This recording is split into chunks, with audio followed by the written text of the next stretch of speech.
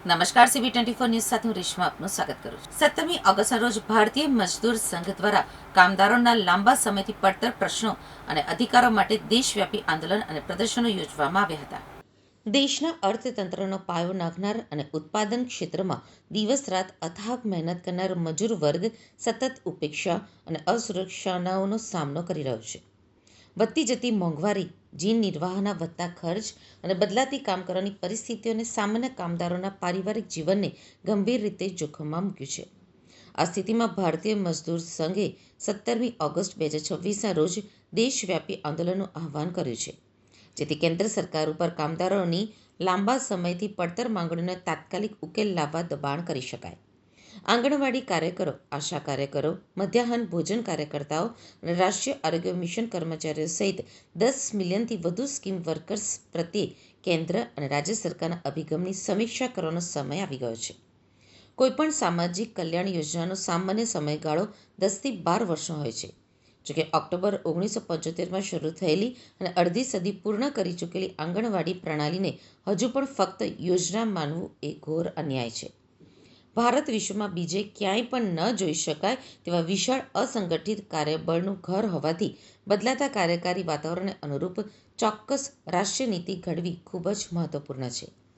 કામદારોના અધિકારોનું રક્ષણ કર્યા વિના દેશ એકંદર આર્થિક વિકાસ પ્રાપ્ત કરી શકતો નથી।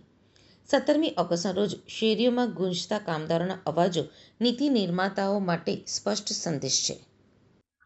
હાલમાં અમારી સૌથી મોટી માંગ છે આંગણવાડી બહેનો માટેની, મધ્યાહન ભોજનના કર્મચારી માટેની, આશા બહેનો માટેની કે એમનો પગાર મિનિમમ 25,000 રૂપિયા થાય। જેઓનું માનદ વેતન હાલના તબક્કે અલગ અલગ છે, જે નહિવત છે, જેની ગુણવત્તા જળવાય અને આ કર્મચારીઓને પોતાના પગ પર જીવી શકે એટલા માટે 25,000 રૂપિયા જેવી રકમ મળે। લઘુત્તમ વેતન જે ઓછામાં ઓછું 45,000 રૂપિયા થાય। જે હાલના તબક્કે EPFની યોજના છે, જેનું જે આપણને પેન્શન આપવામાં આવે છે એ પેન્શન ઓછામાં ઓછું 10,000 રૂપિયા થાય। જૂની પેન્શન યોજના પણ લાગુ કરે અને જે સરકારી કર્મચારીઓની જે વય નિવૃત્તિ છે તે 58 વર્ષ છે, તે 58 વર્ષની જગ્યાએ 60 વર્ષ કરવામાં આવે। ગ્રેજ્યુટીની રકમ જે હાલના તબક્કે 25,000 રૂપિયા છે તે ઓછામાં ઓછી 25 લાખ રૂપિયા છે, તેની ઓછામાં ઓછી 50 લાખ રૂપિયા કરવામાં આવે। અને દરેક કર્મચારી જે આઉટસોર્સિંગની જ ભરતી છે સરકારશ્રી દ્વારા બંધ કરવામાં આવે।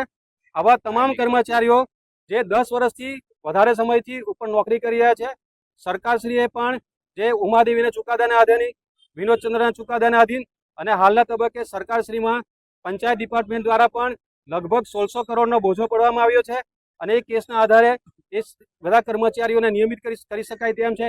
ત્યારબાદ તમામ કર્મચારીઓને નિયમિત કરવામાં આવે। જે હાલના તબક્કે જે 4 કોડ લાગુ કરવામાં આવ્યા છે, આ 4 કોડનું સંપૂર્ણપણે નીતિ નિયમ પ્રમાણે દરેક મજદૂરોના હિતમાં, કર્મચારીઓના હિતની અંદર આ કાર્ય થાય એવી અમારી સરકારશ્રીને અપીલ છે અને એને કારણે જ આજે અમે એક દિવસનું આવેદનપત્ર આપવાનો કાર્યક્રમ યોજાયો છે।